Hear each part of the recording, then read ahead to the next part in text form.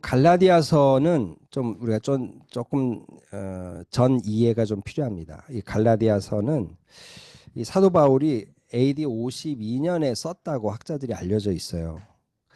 그런데 그때 2차 전도 시에 고린도라는 지역에서 이 갈라디아서를 썼을 것이라고 추정을 합니다.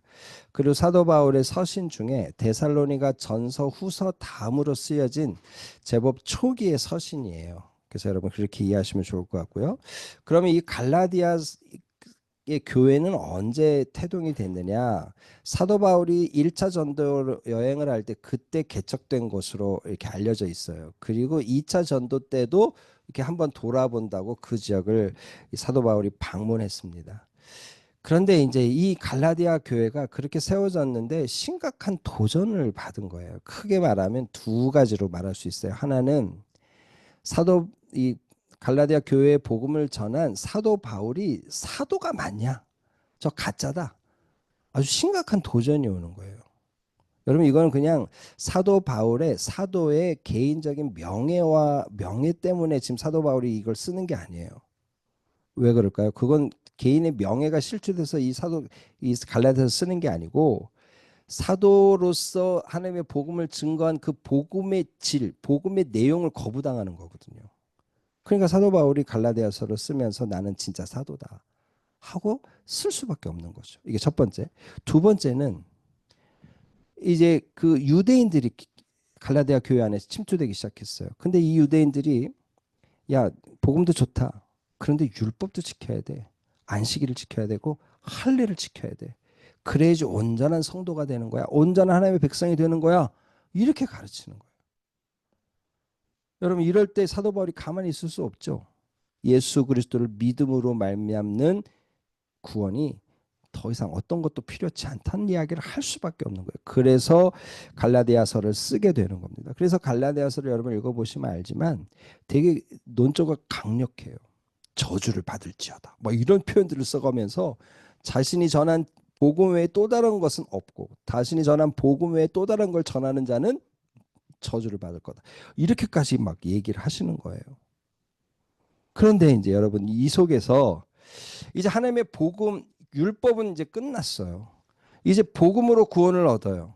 근데 이 복음으로 구원을 얻는 이 복음의 내용 속에 사도 바울은 이 성령의 역사, 성령과의 동행을 강조하고 있는 거예요. 그러니까 갈라디아서를 읽으시면서 여러분이 그냥 율법을 거부하고 복음 이신칭의 막 요것만 생각하시면 안 되고 그 이신칭의를 이루고 복음이 능력 있게 하는 게 뭐냐? 성령이구나. 그 부분까지 가야 되는 게 갈라디아서를 바르게 이해하는 방법이에요. 그런데 오늘 우리가 읽은 요 대목이 바로 그 성령에 대한 이야기를 하고 있는 거예요. 그러니까 율법은 더 이상 우리를 얽매이게 할 수 없어요. 우리를 억누를 수 없어요. 율법으로부터 우린 자유했어요. 그러니까 마음대로 살아도 되느냐? 아니라 성령에 지배받는 삶을 살아야 된다는 거예요. 율법이 아닌 성령으로 살아야 된다. 그 이야기를 이제 사도 바울이 갈라디아서 후반부에 강조하고 있는 겁니다. 바로 그 흐름 속에 오늘 이 갈라디아서 5장 이야기를 여러분과 나눠보려고 합니다. 그래서 여러분 그 흐름을 잘 설명해 주는 한 구절 13절 말씀을 한번 읽어보면서 시작해 볼까요? 한번 읽어볼까요? 13절 5장 13절 말씀입니다. 같이 읽어볼까요? 시작. 형제들아 너희가 자유를 위하여 부르심을 입었으나 그러나 그 자유로 육체의 기회를 삼지 말고 오직 사랑으로 서로 종노릇 하라. 율법은 끝났다는 거예요. 절기도 끝났다는 거예요. 할례도 끝났다는 거예요. 모든 우리를 얽아매는 율법 없다. 자유다. 그러니까 좋을 거 아니에요. 그런데 하시는 말씀이 뭐예요? 자유를 위하여 부르심을 입었으나 그러나 그 자유로 육체의 기회를 삼지 마라. 너희가 자유롭다고 이제 죄 져도 되고 자유롭다고 세상 것 다 누릴 수 있어. 이거 아니라는 거예요. 서로 사랑으로 종노릇 하라. 그 얘기를 이어가는 겁니다. 그러면서 그러니까 결국 무슨 얘기예요? 율법으로부터의 자유는 방종이 아니라는 거예요. 성령으로 믿음을 따른 소망을 기다리는 삶으로 나가야 된다는 거예요. 그래서 여러분 5절 6절에 그 앞부분에 이런 이야기를 이미 썼어요. 갈라디아서 5장 5절 6절 말씀 같이 한번 읽어볼까요? 시작. 우리가 성령으로 믿음을 따라 의의 소망을 기다리노니 그리스도 예수 안에서는 할례나 무할례나 소리or게 없으되 사랑으로서 역사하는 믿음뿐이니라. 성령으로 믿음을 따라 이제 의의 소망을 기다리는 삶을 우리는 사는 거다. 율법은 의미 없다. 할례 무할례 이제 의미 없다. 다만 성령을 따라 우리에게 주신 믿음을 가지고 이 고난의 삶, 믿음을 지키기 어려운 삶이지만 의의 소망을 가지고 나가자 쓰고 있는 거예요. 근데 지금 포인트가 어디 있어요? 성령. 그 성령으로 발휘되는 믿음이에요. 여러분 이 이신칭이 갈라디아서 얘기하는 이신칭의 이 믿음은 그냥 개인이 믿사옵고 믿사오니 믿사옵고 믿사옵나이다 이 믿음이 아니에요. 성령으로 나오는 믿음이에요. 성령에 의한 믿음이에요. 여러분 그게 포인트예요. 여러분 그래서 오늘 우리 16절의 맥락이 이어지는 겁니다. 오늘 16절 말씀, 오늘 16절 말씀이 가장 핵심적인 말씀인데요. 같이 한번 읽어봅시다. 시작. 내가 이르노니 너희는 성령을 따라 행하라. 그리하면 육체의 욕심을 이루지 아니하리라. 뭐 어려운 말이 없죠. 아, 육체의 욕심을 이루지 않는 길은 성령을 따르는 길이구나. 그래서 사도 바울이 성령을 따라 행하라고 말하는 거구나. 이게 그 말이에요. 여러분 이 성령을 따라 행한다는 이 말은 이 원어를 그대로 풀면요. 원어를 그대로 풀면 성령에게 나가라 이런 의미예요. 사실은. 근데 이제 그 역격 성령을 따라를 역격으로 써 있는데 성령에게 나가는데 이 행하라 요 말을 이 행하라는 말도 그냥 이렇게 걷다란 뜻도 있지만 행하는 거예요. 삶의 방식으로 나가는 거예요. 그러니까 성령을 나의 삶의 방식으로 여기고 성령을 따르는 것을 나의 삶의 기준으로 여기고 성령께 계속 나가는 거예요.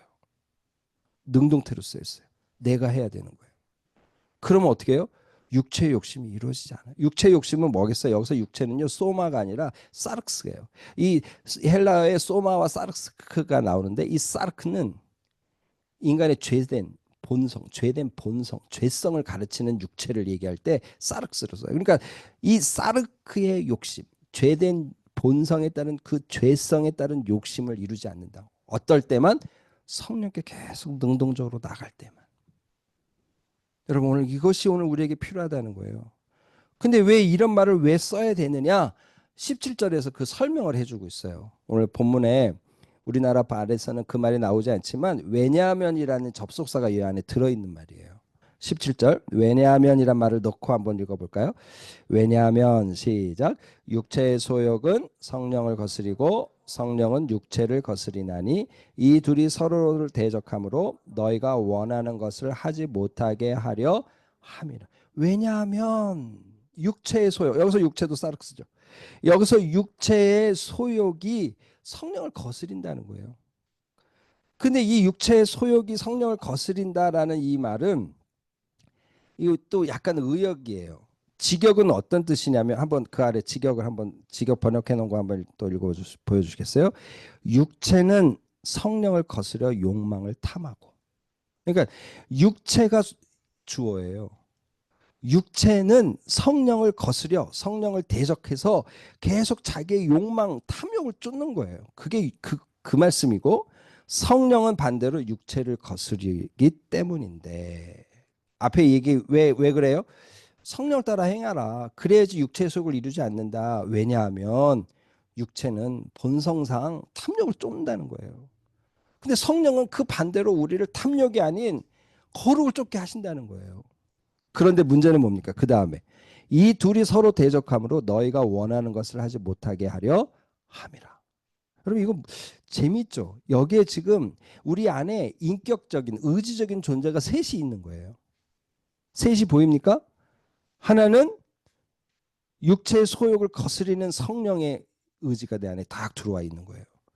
또 한 가지는 내가 원래부터 가지고 있는 죄성, 탐욕을 쫓는 죄성이 내 안에 있는 거예요. 그런데 딱 한 걸음 뒤에 누가 있어요? 성령을 선택할지 죄성을 선택할지 그 선택의 의지를 가지고 있는 또 다른 의지가 있는 거예요. 지금 세 의지가 있는 거죠. 그러니까 어떻게 하라는 거예요? 이 둘이 싸워서 내가 하고 싶은 걸 못하게 한다는 거예요. 어떨 때는 성령을 따라 막 살고 싶은데 죄성이 나를 막 공격해요. 어떨 때는 그래, 오늘 피곤하고 그런데 내가 내 마음대로 살 거야. 막 이걸 쫓다 보니까 성령이 내 안에서 막 내가 갈팡질팡하게 한다는 거죠. 그러니까 여러분 문제의 포인트는 어디에 있어요? 내가 선택해야 된다는 거예요. 내가 선택해야 되는 거예요. 그래서 이게 능동태가 되어 있는 거예요. 성령을 따라 행하라 이렇게 말하는 거예요. 내가 선택해야 되는 거예요. 그러지 않으면 어떻게 됩니까? 육체의 소욕대로 내 인생을 망가뜨리게 되는 거예요. 내가 하나님 앞에 거역한 인생을 살 수밖에 없게 되는 거예요. 계속 그 거역한 상태에 머물게 되는 거예요. 근데 하나님은 어떻게 하셨어요? 우리에게 은혜를 주셔서 예전에는 죄성만 있었는데, 물론 우리 안에 조그만 양심이 있죠. 그러나 이 양심은 우리를 온전케 하지 못해요. 완벽한 우리를 의로운 길로 인도하시는 성령을 내 안에 주셨기 때문에 오늘 이런 얘기를 하시는 거예요. 그러니 네가 선택해라. 성령을 말씀하시는 거죠. 한번 볼까요? 요한복음 3장 5절에 이렇게 우리에게 말씀하셨잖아요. 같이 한번 읽어봅시다. 요한복음 3장 5절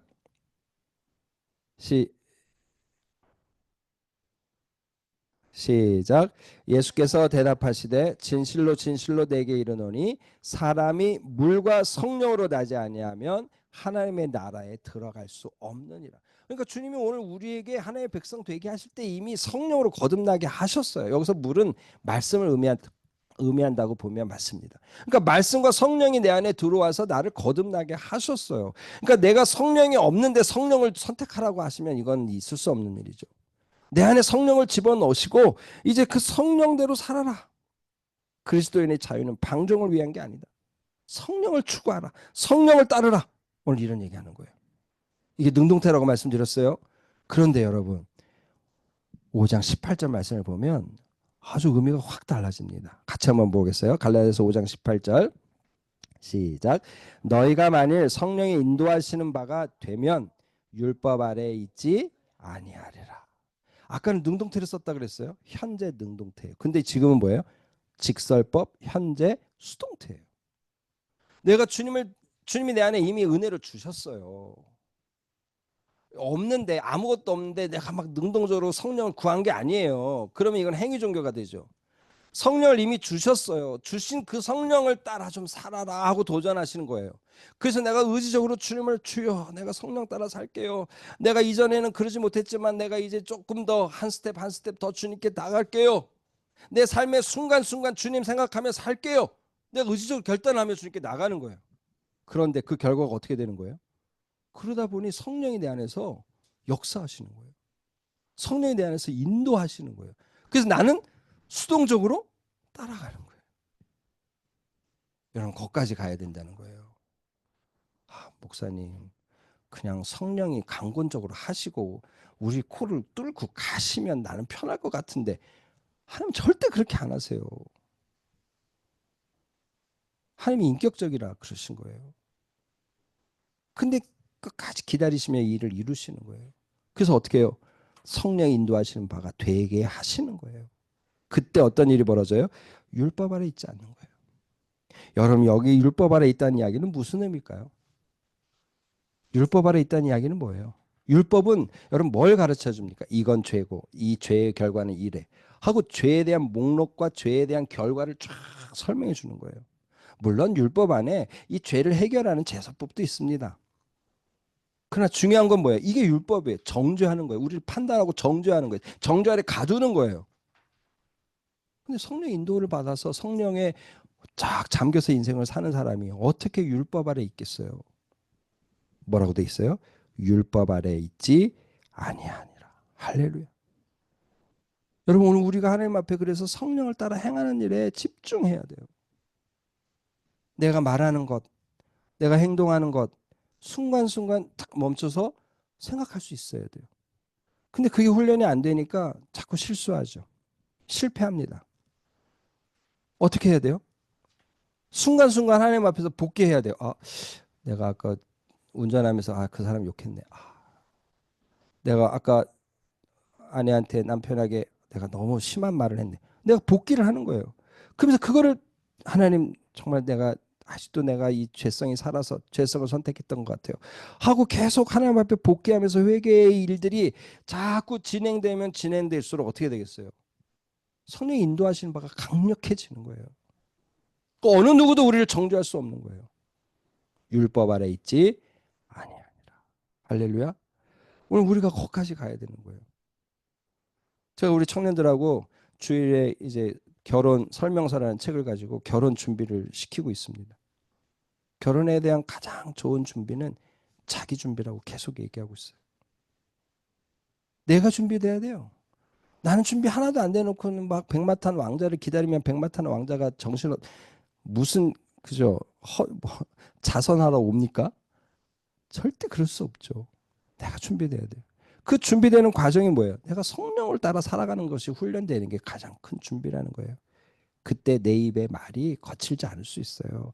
그때 내 눈빛이 좀 고울 수 있어요. 난 당신 눈빛 보면 다 알아. 당신 나한테 화냈지. 내 눈빛이 맨날 이렇게 뭔가 이렇게 확 이렇게 그죠? 그럴 수 있는 거예요. 그렇기 때문에 어떻게 해요? 성령을 따라 행하는 것들이 훈련돼야 돼요. 그때 하나님의 인도함을 받게 되고 그때 율법 아래 정죄가 없는 인생을 사는 거죠. 여러분 결국 뭐예요? 성령을 따라 사는 삶 두 가지 큰 결과가 있는 거죠. 첫 번째는 뭐예요? 성령을 따라 내가 살고 있을 때 아, 내가 하나님의 사람이구나. 내가 하나님의 백성이구나. 이걸 깨닫는 거예요. 내 안에 성령이 내 안에서 일하고 있다는 게 느껴지니까. 여러분 그러지 않겠어요?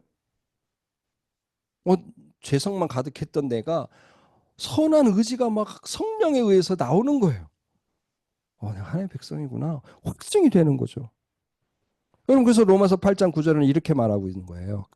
로마서 8장 9절입니다. 시작. 만일 너희 속에 하나님의 영이 거하시면 너희가 육신에 있지 아니하고 영에 있나니 누구든지 그리스도의 영이 없으면 그리스도의 사람이 아니라. 네. 육신에 있지 않고 영에 있는 삶을 그리스도의 영이 살게 하시는 거예요. 그러니까 내가 그리스도 사람이 되는 거죠. 확증되는 거예요. 그런데 그 결과가 뭡니까? 그 결과가 뭐예요? 내가 율법 아래 있지 않는 거예요. 정죄함이 없는 거예요. 웬만한 사단의 유혹에 내가 넘어지지 않는 거예요. 강력한 용사가 되는 거예요. 로마서 8장 13절. 아까 사모님도 그런 얘기 하셨는데 로마서 8장 13절이 바로 이 얘기라는 거죠. 그러니까 로마서 8장 9절에 하나님의 영이 거하시면 이러면서 로마서 8장이 전체적으로 새로운 성령의 새로운 법이라고 얘기하는 그 성령의 역사들을 지금 계속 설명해 내고 있는 거거든요. 그러면서 13절이 나오는 거예요. 너희가 육신대로 살면 반드시 죽을 것이로되. 육신대로 산다는 이야기는 뭐예요?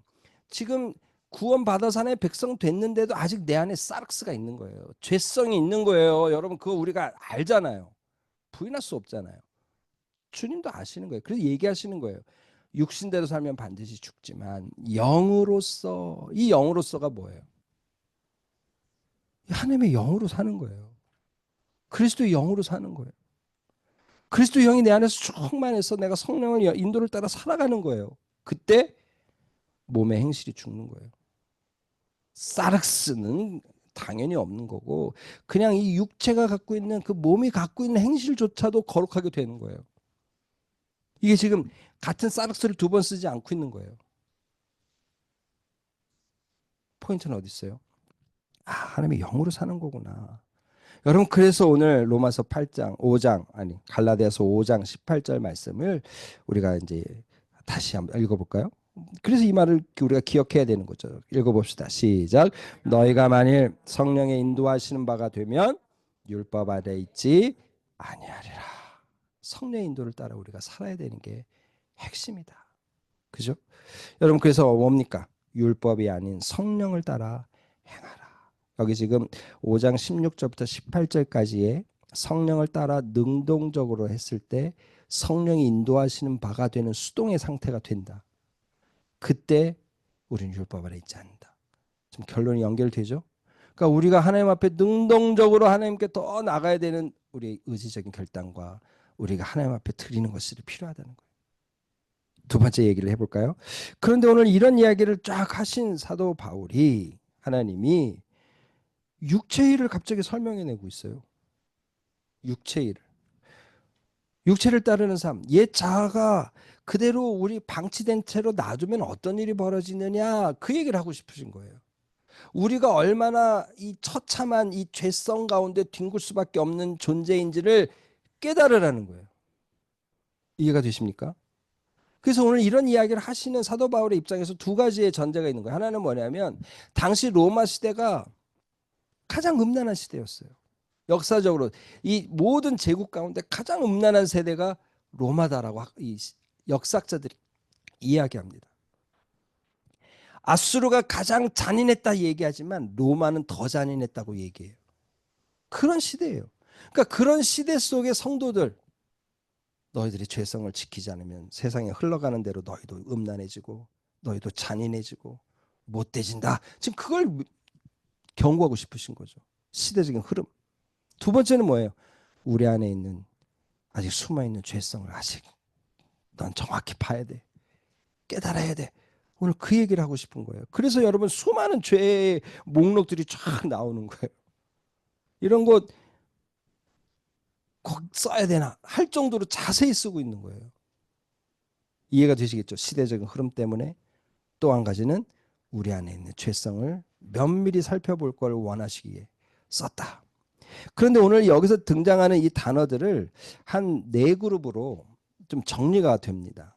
사도 바울이 이걸 의도했는지는 모르겠는데 의도한 것 같아요. 이게 묶음을 묶어보면 한번 볼까요? 첫 번째 그룹은 뭐냐면 성적인 죄들이에요. 19절 한번 읽어볼까요? 19절 시작.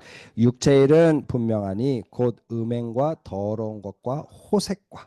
여기서 먼저 이 죄들을 다 나열하기 전에 육체의 일은 분명하다는 이 표현이 뭘까요? 예전의 번역에는 육체의 일은 현저하니 이렇게 돼 있었어요.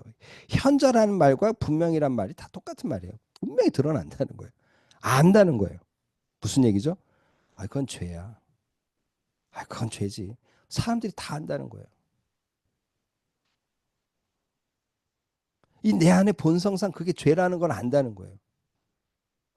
근데 이 본성상 죄라는 걸 아는데 이게 사람들의 어떤 잘못된 교육 때문에 그것이 죄라는 걸 인식하지 못하게 만드는 게 이제 문제인 거죠.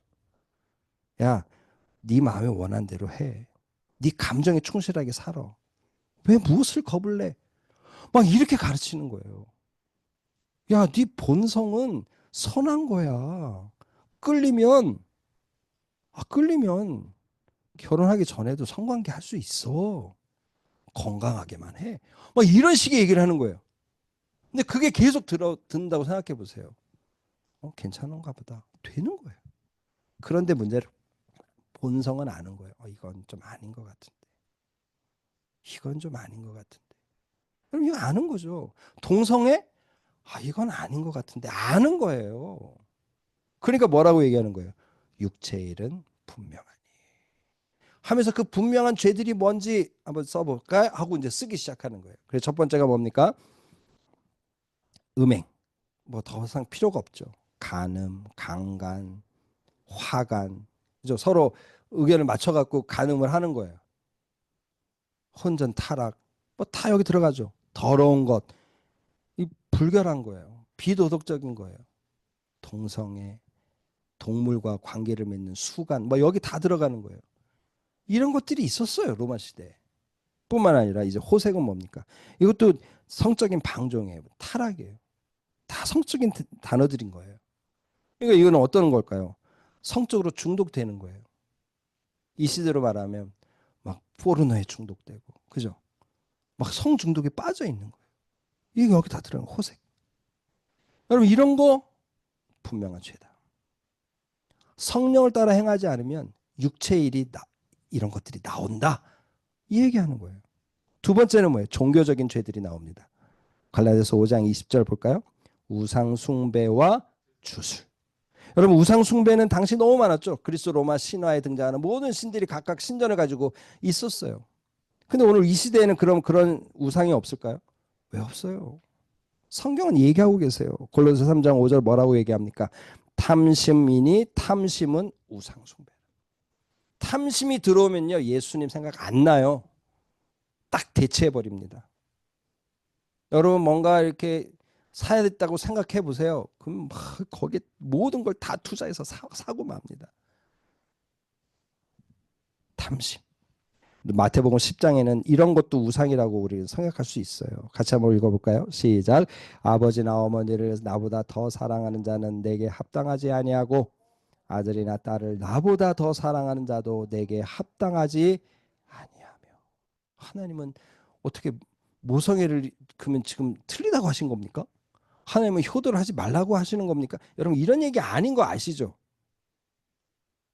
포인트는 어디에 있어요?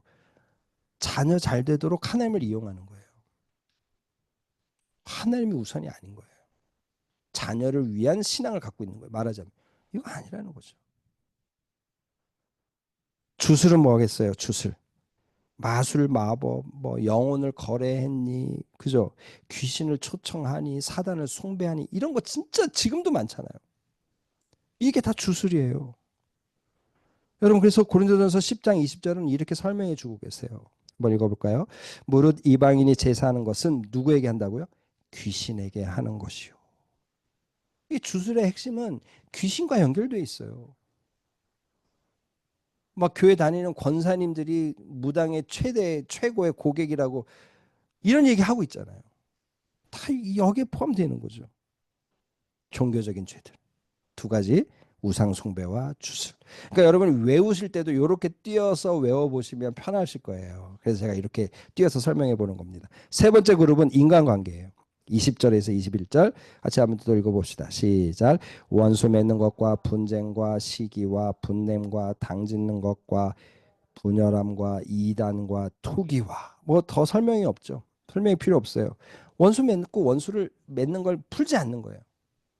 내가 널 용서할 줄 알아? 이러고 사는 거예요. 분쟁. 늘 싸우는 거예요. 불화하는 거예요. 우리 디모데전서 3장 우리가 외웠던 말씀 기억나시죠? 말세의 때가 이르니 고통할 때가 이르리니 하면서 나온 말. 사람들이 자기를 사랑하며 돈을 사랑하며 원통함을 풀지 않으며 사나움. 뭐 이런 얘기 나오잖아요. 바로 그 얘기예요. 자기중심의 결과예요. 자기중심의 또 다른 결과는 뭡니까? 시기하는 거예요. 질투심에 아주 뭐 불을 내는 거예요. 분쟁, 격노하고 분노하는 거예요. 여러분 내 안에 분노가 많은 건 이거 뭔가 고쳐야 되는 신호인 겁니다. 분냄, 당짓는 것. 그러니까 시기와 분냄 이것도 뭐예요? 타인을 인정하지 않는 거죠. 타인을 수용하지 않는 거예요. 그런 마음이 없는 거예요. 시기와 분냄. 그다음 당짓는 것, 분열, 이단. 이 이단은요 우리가 지금 얘기하는 사이비 이단을 얘기하는 게 아니라 이게 무슨 의미냐면 편 가르는 거예요. 편 가르는 거. 네 편 내 편 가르는 거예요. 우리 편 너 다른 편 이렇게 얘기하는 거예요. 그러니까 여기서 당짓는 것, 분열하는 것, 이단 다 뭐예요? 이게 또 자기 중심이죠. 근데 세력화하는 거예요 이제. 힘을 기르는 거예요. 너 우리 편 아니잖아. 너 우리 편 아니야. 여기서 지금 우리 청소년들 사이에 왕따가 나오고 그런 문제가 나오는 거죠. 근데 이게 뭐 애들만의 문제겠어요? 학교여서 직장에서 얼마든지 있을 수 있죠. 한 사람 왕따 시키는 거 쉽습니다. 이게 오늘 우리 안에 이 죄의 문제인 거예요. 투기도 마찬가지죠. 예. 투기 때문에 사람을 죽이는 겁니다. 형제를 죽이는 거예요.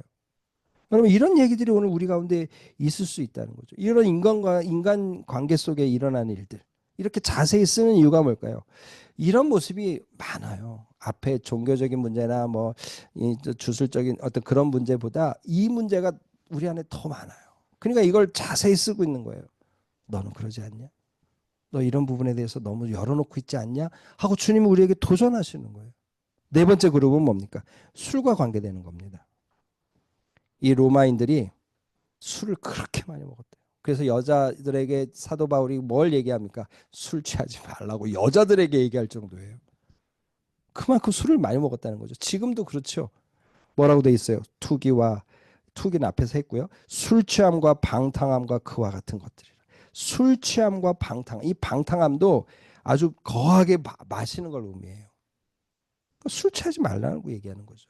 술이 사람이 술을 먹지만 나중에 술이 사람을 먹잖아요. 컨트롤이 안 돼서 죄짓게 하는 겁니다. 그러니까 결국 뭘 얘기하겠어요? 이런 죄들이 오늘 우리 가운데 우리 깊은 곳에 언제든지 우리를 삼키려고 나올 준비하고 있구나. 깨달으라는 거죠. 그래서 그 다음 말은 뭡니까? 그와 같은 것들이라. 이거 갖고도 다 설명하지 못한다는 거예요. 또 다른 죄들이 다 있다는 거죠. 그러니까 결국 뭘 얘기해 주겠어요? 우리 안에 죄성이 완전히 죽지 않았음을 인식하고 죄와 싸워야 된다. 근데 이 죄와 싸우는 게 우리 힘으로 되냐고요. 그러니까 다시 앞부분에 대전제로 가는 거예요. 5장 16절 또 읽어볼까요? 시작. 내가 이르노니 너희는 성령을 따라 행하라. 그리하면 육체의 욕심을 이루지 아니하리라.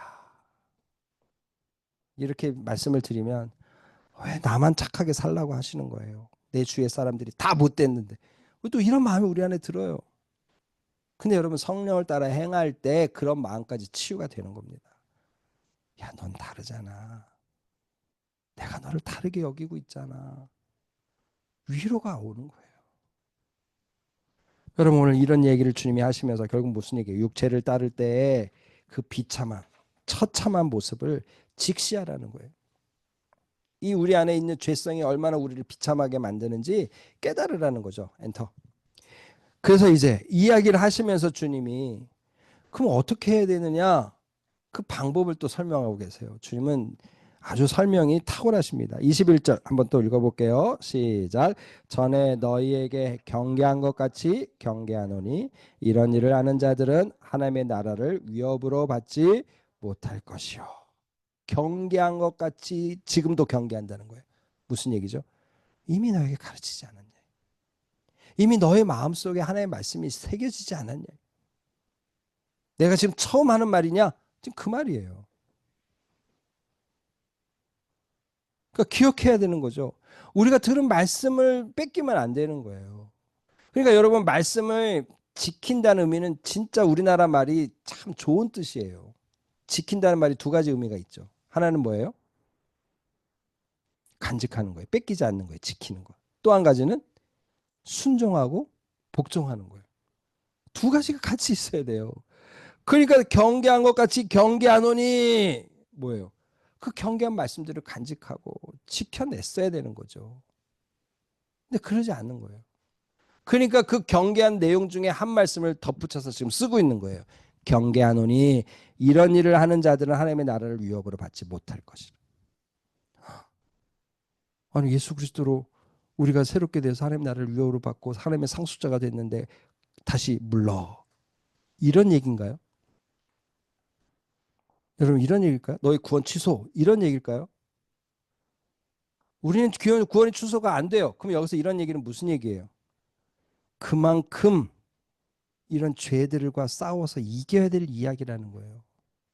예전에 너희가 이런 모습이었을 때 하나님 나라를 위협으로 받지 못하는 상태였다는 거예요.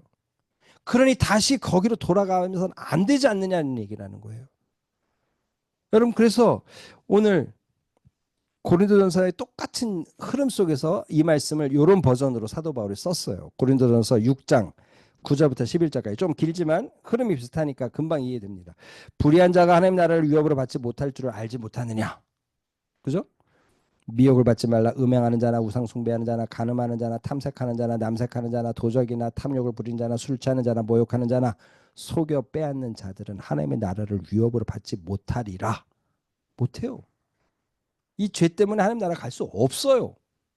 그런데 너희 중에 이와 같은 자리 있더니 주 예수 그리스도의 이름과 우리 하나님의 성령 안에서 씻음과 거룩함과 의롭다 하심을 받았느니라. 이건 못 가는 거라는 거예요. 들어갈 수 없다는 거예요. 그러나 너희가 그리스도 안에서 하나님의 성령 안에서 씻음과 거룩함과 의롭다함을 받지 않았느냐? 근데 다시 갈래? 근데 다시 돌아갈래? 그럴 수 없지 않느냐? 지금 그 얘기 하시는 거죠. 여러분 그래서 베드로는 이렇게 설명했습니다. 또 흐름이 똑같아요. 베드로전서 4장입니다. 시작. 그로는 다시 사람의 정욕을 따르지 않고 하나님의 뜻을 따라 육체의 남은 때를 살게 하려 함이라. 너희가 음란과 정욕과 술 취함과 방탕과 향락과 무법한 우상 숭배를 하여 이방인의 뜻을 따라 행한 것은 지나간 때로 족하도다. 야, 그때로 끝내라. 이미 끝났다. 이미 끝났다. 다시 돌아가지 말아요. 다시 돌아갈 수 없지 않느냐. 지금 그 얘기 하시는 거죠. 여러분 그러니까 어떻게 해요? 하나님의 은혜를 받았으니 그 은혜에 반응하며 사는 거예요. 오늘 우리의 선택이라는 거예요. 그 사도 바울이 로마서에 이런 얘기를 하신 겁니다. 로마서 6장 시작. 그런즉 어찌하리요? 우리가 법 아래 있지 아니하고 은혜 아래 있으니 죄를 지으리요? 그럴 수 없느니라. 은혜에 들어왔는데 죄 지을 수 있느냐? 그럴 수 없지 않느냐? 근데 목사님, 근데 현실은 이런 죄를 가끔씩 짓는데요. 그렇잖아요. 짓잖아요. 그럼 그때마다 하나님 나라의 유업에서 떨어졌다가 다시 회개안 붙고 떨어졌다가 다시 회개안 붙고 이건 아니라는 거죠. 그러면 회개를 못하고 죽어. 그러면 유업에서 떨어진 채로 죽는 건가요? 이건 아니라는 거예요. 근데 중요한 포인트는 어디 있어요? 이 성령을 따라 살아야 된다는 거예요. 육체 소욕이 너무 우리를 강하게 몰아붙이니 성령을 따라 살아라. 그래서 또 우리의 결론이죠. 5장 16절을 우리가 또 읽어보면 이제 설교를 마치려고 하는데요. 5장 16절입니다. 시작. 내가 이르노니 너희는 성령을 따라 행하라. 그리하면 육체의 욕심을 이루지 아니하리라. 여러분 오늘 우리의 선택은 뭐예요? 성령을 따라 행하는 거예요. 율법이 아닌 성령입니다.